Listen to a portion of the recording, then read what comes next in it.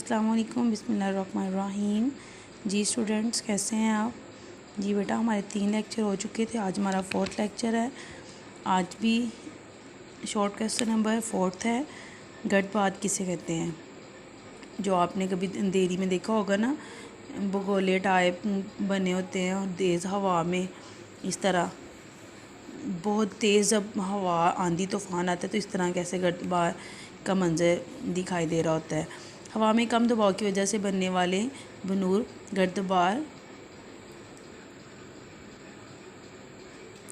हवा में कम दबाव की वजह से बनने वाले नवर गर्दबार बाद कहलाते हैं। ज़्यादा दर्जा हरारत की वजह से हवा गर्म होकर जब ऊपर उठती है, ज़्यादा दर्जा हरारत मिलता है तो जो हवा है गर्म होकर ऊपर को उठती है तो वहाँ हवा का कम दबाव बनता है, जिसकी वजह से गर्दबार बनते हैं।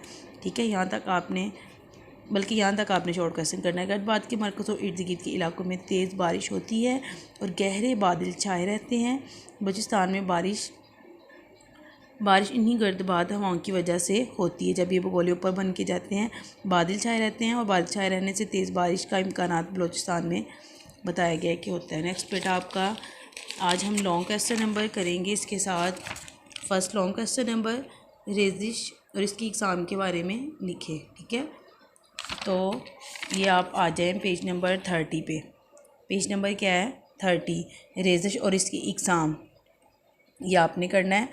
ठीक है, यहाँ से आपके नोट्स पे भी वैसे आपका बताया गया है कि कहाँ से कहाँ तक इसका आपने आंसर करना है। कुरावाई से पानी के कतरों के माया या ठोस हालत में सतह ज़मीन पर गिरने को रेजिश कहा जाता है। इसकी एग्ज़ाम में बारिश, बर्फ़बारी, ओले और बर्फ़बारा शामिल हैं, जिनकी तफसील दर्ज झैल है। बारिश, सबसे पहले बारिश का पॉइंट दिया है जी। इसमें क्या आएगा? आबी बखरात की शक्ल में जब हवा सतह ज़मीन से बुलंदी की तरफ जाती है तो ये बादलों की शक्ल में नज़र आती है। जब इसका दर्जा हरारत मज़ीद कम होता है तो ये आबी बखरात एक दूसरे से जुड़कर पानी की शक्ल इख्तियार करके बारिश की सूरत में बरसना शुरू हो जाते हैं।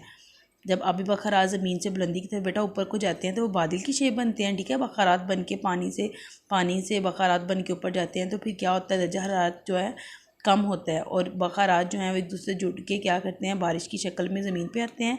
बारिश की 3 इक़साम है, एक तबी या कोहिस्तानी बारिश, एक इसाली बारिश है और दूसरा क्या है? गर्दबादी बारिश।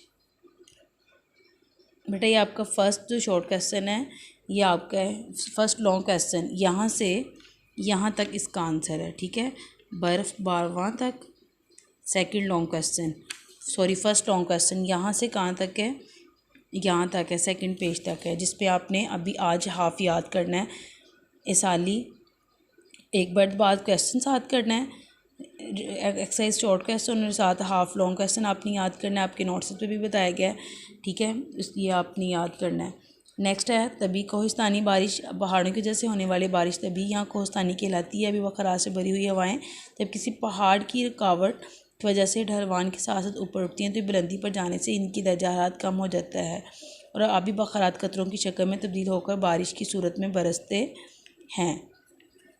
नेक्स्ट है इसाली बारिश। जब इसाली रों की सूरत में गर्म हवा हल्की होकर ऊपर उठती है तो दर्जा हरारत कम होने की वजह से इस में शामिल आबी बखरात पानी के कतरों की सूरत में बादल बनकर बारिश बरसाते हैं और इस बारिश को इसाली बारिश कहा जाता है। जी बेटा, तभी जो है वो बारिश कैसे होती है कि जब हवाएं जो है आबी बखरात जो है वो पहाड़ों की रुकावट की वजह से ढलवान के साथ साथ ऊपर उठते हैं तो बुलंदी पर जाने के बाद दर्जा हरारत कम होता है और बारिश की शेप में नीचे आते हैं। और इसाली बारिश में क्या है? जब गर्म हवा हल्की होकर ऊपर उठती है तो दर्जा हरारत कम होने की वजह से आबी बखरात पानी की कतरों में बारिश बनकर ज़मीन से नीचे की तरफ आते हैं। हाफ लॉन्ग क्वेश्चन आपने करना है और एक गडबाद शॉर्ट क्वेश्चन करना है। और आपका एक और क्वेश्चन है, एक्सरसाइज क्वेश्चन है, रेजिश से क्या मुराद, इसकी कितनी इक़साम है। ये शॉर्ट क्वेश्चन भी इस लॉन्ग क्वेश्चन के अंदर आ रहा है।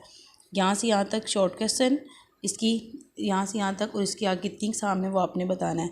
बारिश, बर्फ़बारी, सालाबारी या ओले और बर्फ़बारवां, ये बल्कि इतना ही शॉर्ट क्वेश्चन यहाँ से यहाँ तक आपने करना है। ओके, फ़ी ईमानिल्लाह।